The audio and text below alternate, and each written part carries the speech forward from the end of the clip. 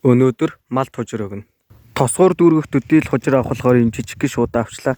Тэгээд замаараа энэ хүрцээ аваад тэгээд хашаанаас очиж хожир авъя.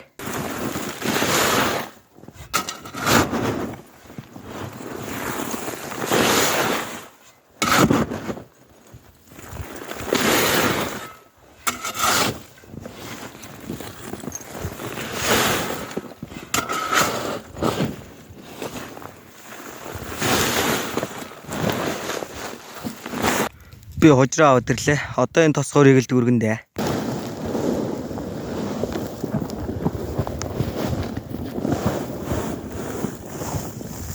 Дүүргчлээ. Одоо орцгоо. Хотондоо төрүүлж орж ирсэн нь ер нь давуу талтай ингээд хожироо ирэн сайн идэж авна.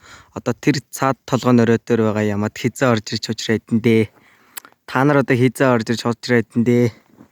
Та нар ч утахгүй ороод ирэх юм байна да. Дахиад богинохон бичлэг хийчлээ.